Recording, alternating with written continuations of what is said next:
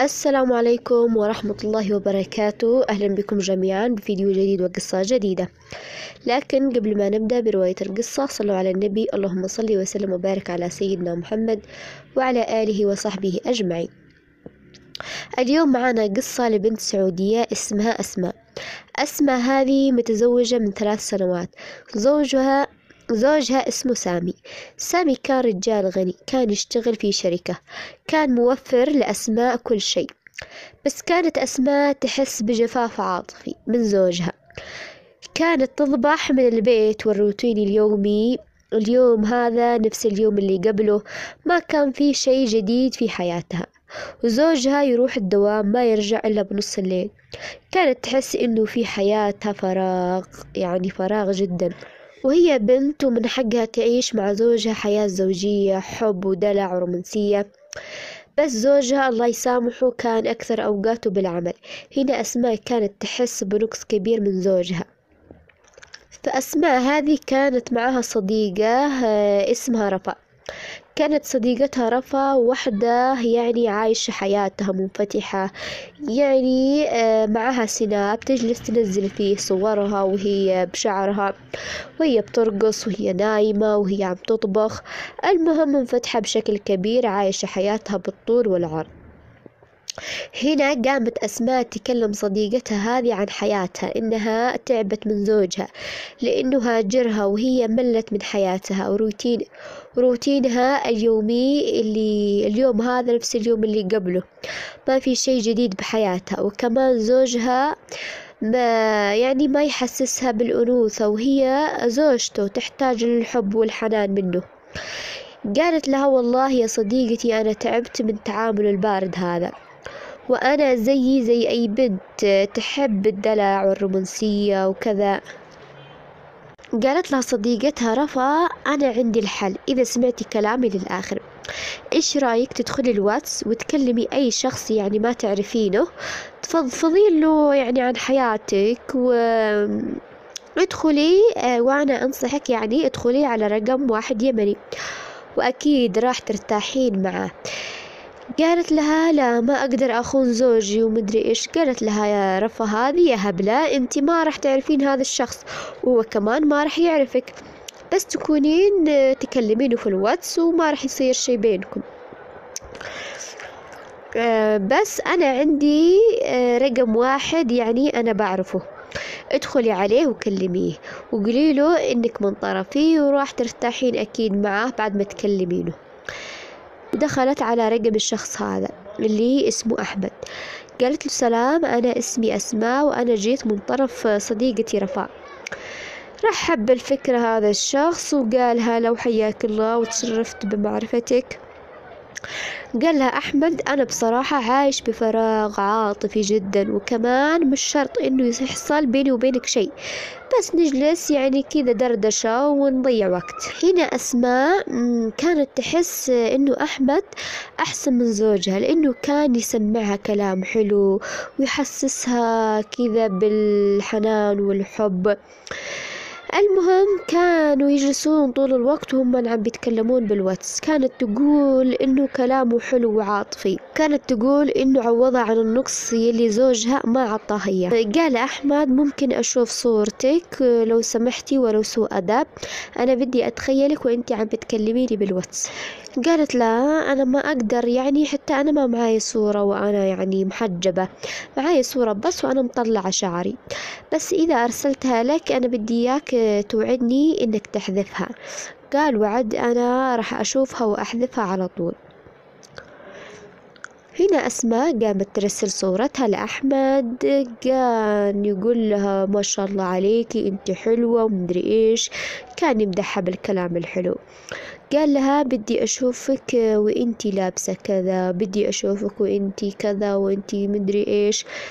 المهم تطور الموضوع، صارت ترسل له صورها وهي جالسة وهي نايمة وهي لابسة البنطلون ومدري إيش. المهم كان يغرقها بالكلام الحلو، وهي للأسف تصدقه، يعني بدون تردد كذا ترسل له الصور. وكان أحمد يحتفظ بالصور ما كان يحذفهن، كانت واثقة فيه إنه خلاص بيشوفهن ويمسحهن. وكمان كانت ترسل له فلوس لأنها أسماء بنت غنية وأحمد مجرد عامل يشتغل في السعودية، وأسماء كانت ترسل له دايما فلوس. المهم انسجموا هم الاثنين على هذا الوضع. هنا قال أحمد أنا بدي أشوفك، تعالي للمكان الفلاني. قالت له لا أنا ما أقدر، إحنا ما اتفقنا على كذا ومدري إيش. أحمد صار يبتزها بصورها. قالت أنت حلفت إنك تحذفهن، ليش عملت كذا؟ قال إيه والله أنا حذفت من جوالي بس احتفظت فيهم بالذاكرة.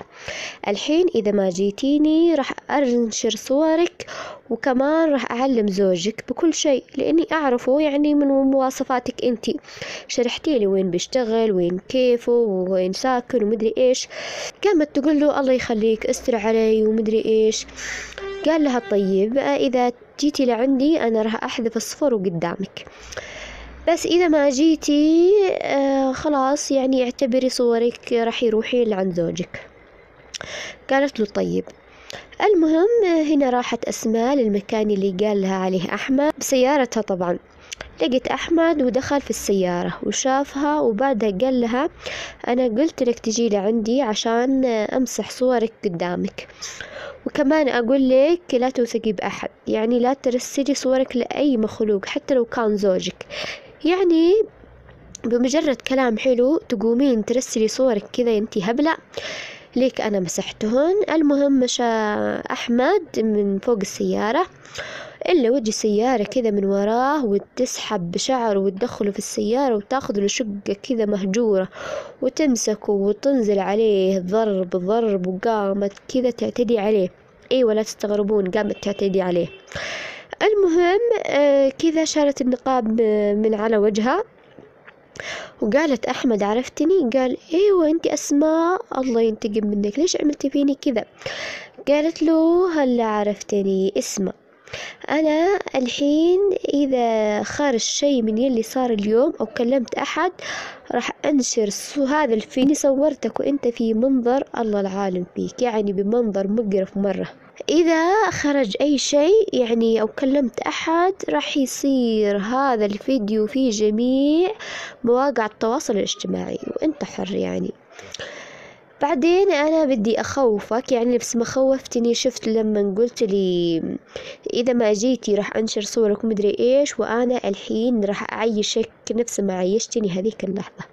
الحين أنتوا راح تقولون كيف أسماء قدرت على أحمد هذا. أسماء بنت سعودية، طول وعرض وهيبة يعني كأنها رجال، وأحمد رجال كذا فقير وقصير ونحيف مرة، لهيك أسماء قدرت على أحمد. المهم قام أحمد يقول لها الله يستر عليكي، استري علي ومدري إيش. قالت أنا راح أستر عليك بس أنا بدي إياك تعرف هذه الشقة متى ما اتصلت لك تيجي لهون لحالك بدون ما حد يعرف وبدون تردد، وأنا راح أستر عليك وما حد راح يعرف ولا كأنه صار شي بيننا. المهم قال أحمد طيب المهم لا تفضحيني. بعد كل أسبوع أسماء كانت تتصل لأحمد تقضي معاه يعني المتعة وتضيع وقتها معاه، إلين قال لها أحمد الله يخليكي اتركيني لحالي، خلاص أنا تعبت خليني في حالي الله يستر عليكي. قالت لا ما راح أخليك لحالك، أنا بدي إياك تتزوجني وأنا حبيتك، أنا عشت معاك يعني مجرد بالجوال كأني عشت معاك يعني لحظات، عشت يوم واحد مع زوجي كذا، يوم واحد لنا 3 سنوات متزوجين، أنا حبيتك وتعلقت فيك، أنا بدي إياك تتزوجني. قال لها هي المجنونة أنتي متزوجة كيف أنا راح أتزوجك؟ قالت عادي ما يهمني، المهم إنك تتزوجني. هنا أحمد حط الفكرة براسه إنه يقبل الموضوع عشان يفضحها. قال لها خلاص طيب مثل ما بدك، قولي لي على اليوم. المهم اتفقوا على هذاك اليوم وحددوا هذاك اليوم اللي راح يتزوجون فيه. هنا أحمد راح لعند زوجها سامي وكلمه بكل شيء، وراها الصور والفيديوهات والرسائل تبع مرته إنه كانت تراسله ومدري إيش. المهم اتفق أحمد هو وسامي إنهم يروحون يعني اليوم الموعود اللي راح يتزوجون فيه. المهم استنوا لهذاك اليوم وحددوا الموعد، واتصلت أسماء لأحمد وقالت له يلا تعال. المهم تجهز أحمد يعني كأنه عند كلمته، وراح للمكان الفلاني. هنا سامي شاف زوجته وهي لابسة فستان العرس، مسوية نفسها عروس خلاص.